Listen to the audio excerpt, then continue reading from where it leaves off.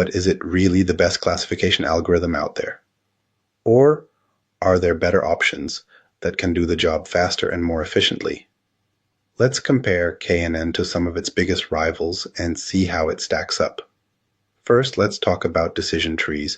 If KNN is like asking your neighbors for advice, decision trees are like following a step-by-step flow chart to reach a decision. The biggest advantage? Speed. Once a decision tree is trained, it can classify new data in milliseconds, way faster than KNN, which has to compare distances every single time. Plus, decision trees are highly interpretable. You can literally see the logic behind each decision, making them great for business applications where explainability matters. But decision trees have a weakness. They can overfit like crazy, meaning they might memorize noise instead of learning general patterns. That's where random forests come in. Random forests are just a bunch of decision trees working together, reducing the risk of overfitting and making predictions more reliable. Then there's support vector machines, SVMs. These are especially powerful in high-dimensional spaces where KNN struggles. Instead of just looking at nearby points, SVMs find the best possible boundary that separates different classes. Think of it like drawing a perfect line between two groups instead of just relying on proximity. The downside? They require more tuning and can be computationally expensive. Now, what about neural networks? These are the heavyweights of machine learning, capable of recognizing complex patterns and handling massive datasets. They power everything from facial recognition to self-driving cars, but here's the catch. Neural networks require tons of data and computing power to work well.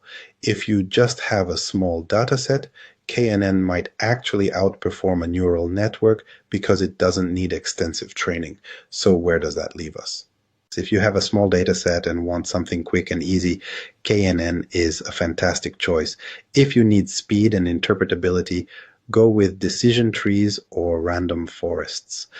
If you're working with complex, high-dimensional data, SVMs or neural networks might be the better option. The key takeaway? KNN isn't always the best, but in the right situation, it can be incredibly effective. Speaking of real-world applications, where is KNN actually used today?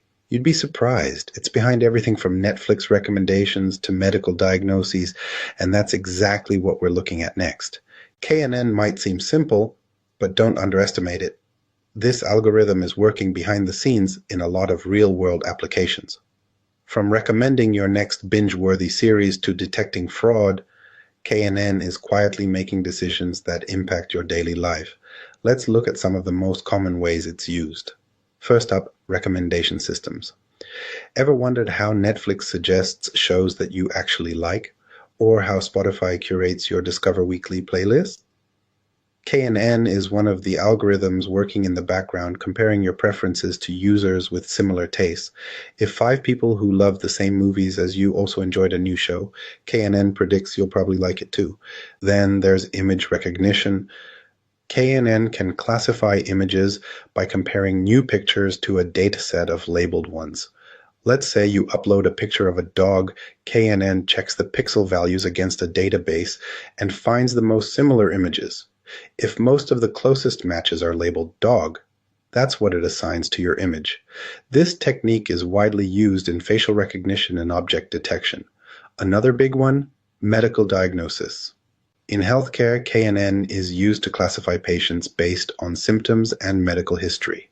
If a patient's test results closely match past cases of a particular disease, KNN can help doctors make more informed decisions.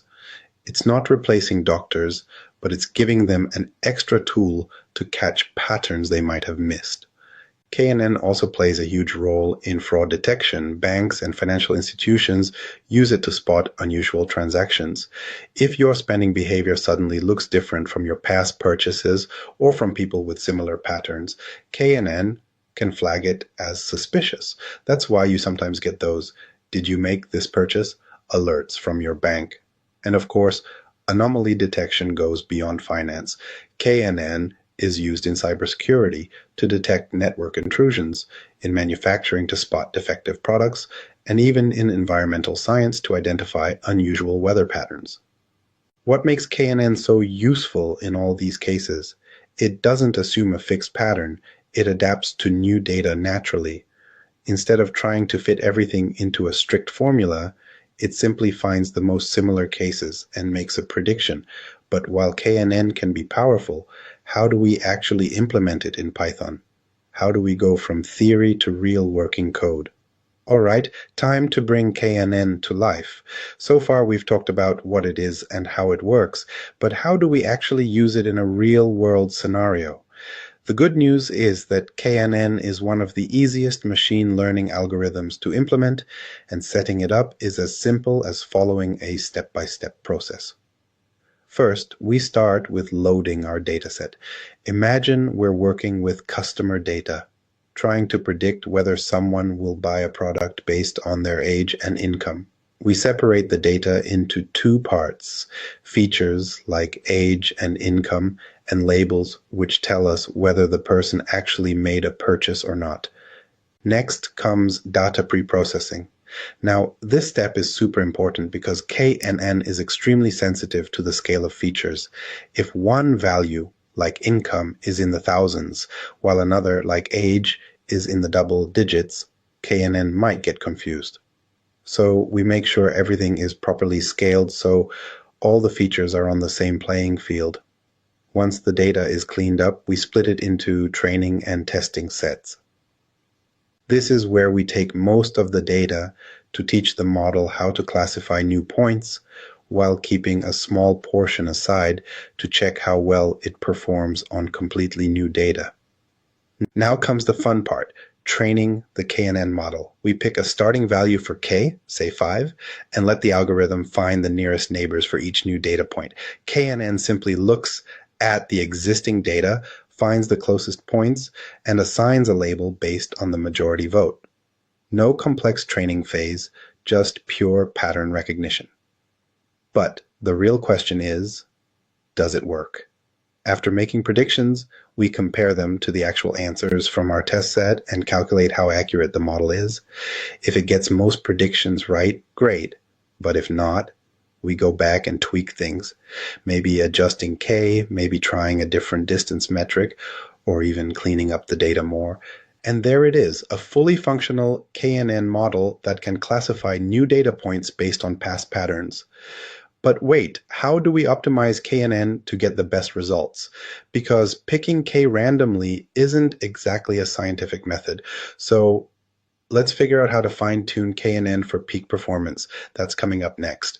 If KNN were a car right now, we've just built it, but we haven't fine-tuned it for the racetrack. We've got a working model, but is it the best version of itself? Not yet. So let's talk about how we can optimize KNN to get the best results.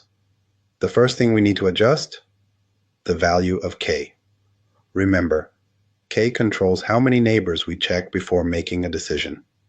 If we set k too low, the model can become too sensitive to noise, meaning one bad data point could totally throw off predictions. On the other hand, if we set k too high, the model smooths out too much, ignoring details that might actually be important. So how do we find the best k? Well, we don't just guess. Instead, we use cross-validation. This means testing multiple values of k on different parts of the dataset and checking which one gives the highest accuracy. The idea is to run multiple tests on different slices of the data, then average the results to find the sweet spot. But k isn't the only thing that can be optimized. We also need to think about distance metrics. KNN relies on measuring how close data points are to each other, but different data sets behave differently. If we're working with images, Euclidean distance might make sense because pixel values are naturally spread out in a way that a straight line measure works well. But if we're working with city-based locations or financial data, Manhattan distance could be a better fit. Choosing the right distance metric can dramatically affect KNN's performance. Now let's talk about something that often gets overlooked, feature scaling. KNN works purely on distance, so if one feature has much larger values than another, it completely dominates the distance calculation. Imagine predicting house prices using square footage and the number of bedrooms.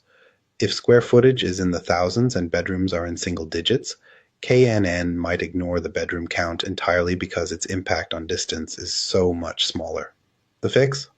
Standardizing the data so all features contribute equally. And let's not forget dimensionality reduction. Remember when we talked about the curse of dimensionality? If we have too many features, KNN starts to break down because everything starts looking equally far apart. One way to fix this is to reduce the number of features while keeping the important ones. Techniques like principal component analysis, PCA, can help shrink the data down to its most essential components, improving speed and accuracy. Another trick? Feature selection. Not all features in a dataset are useful, and some can actually hurt performance. If we have 50 features, but only 10 of them are really contributing to the model, we can remove the unnecessary ones to make KNN faster and more reliable. So, to sum it up, optimizing KNN is all about finding the right K, choosing the best distance metric, scaling the data properly, and reducing unnecessary features. But let's get real for a second. Sometimes, even after all that fine-tuning, KNN just isn't the right tool for the job. That's why we need to talk about its limitations in real-world applications. Is KNN always practical? Or are there cases where it completely fails? That's exactly what we're diving into next. KNN sounds great in theory, but does it actually hold up in real-world scenarios?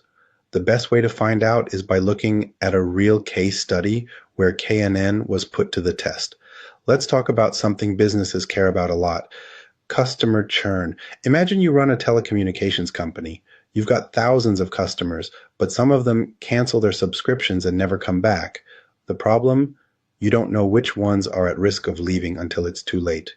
If you could predict which customers are likely to churn, you could offer them discounts, personalized deals, or better service before they even think about leaving.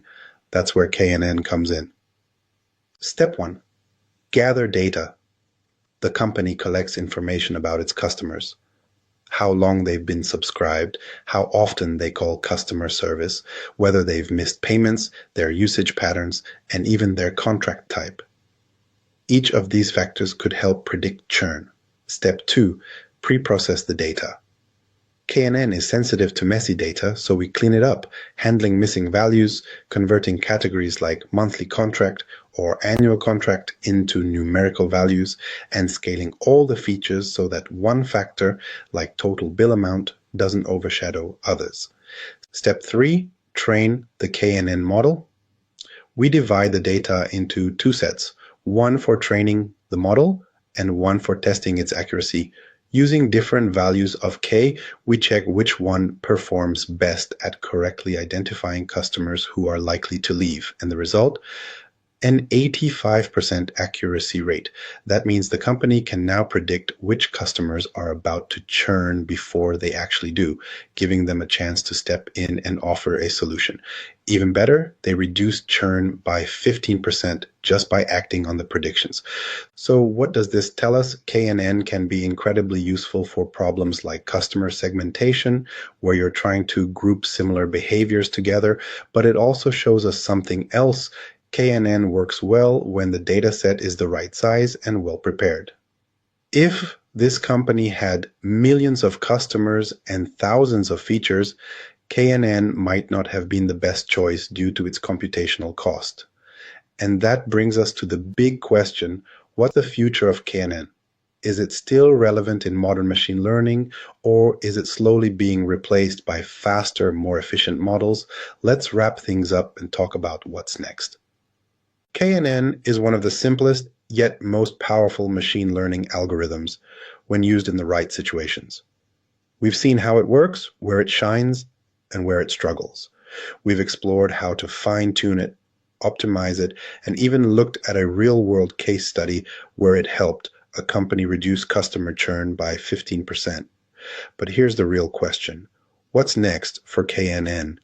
As machine learning evolves, more sophisticated algorithms like random forests, gradient boosting, and neural networks are taking over many of the areas where KNN was once dominant. These models can handle large datasets, high-dimensional spaces, and complex decision-making better than KNN ever could. That said, KNN isn't going anywhere. It's still an incredibly valuable tool for quick classification tasks, recommendation systems, anomaly detection, and cases where interpretability matters. Plus, research into faster nearest neighbor search methods is helping to overcome KNN's biggest weaknesses, making it more scalable than before. So, is KNN outdated? Not at all. It just depends on the problem you're trying to solve. If you need a quick, flexible, and easy to understand model, KNN is still one of the best places to start. But if you're dealing with big data and need something scalable, it might be time to explore other options. And that's a wrap. If you found this video helpful, make sure to like, share, comment, and subscribe. Let me know in the comments, have you ever used KNN before? What challenges did you face? I'd love to hear your thoughts. Thanks for watching, and I'll see you in the next one.